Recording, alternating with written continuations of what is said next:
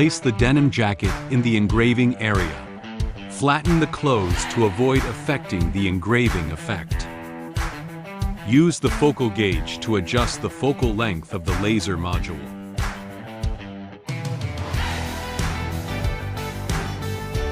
Click on Projects, then SD card. Select the image to be engraved. Choose appropriate engraving parameters according to your engraving needs. Select 90% for power. Select highest for quality. Adjust the size of the image.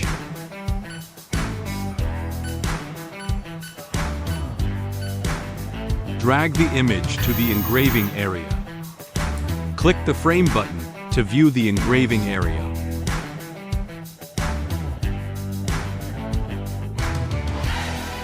Click to start engraving.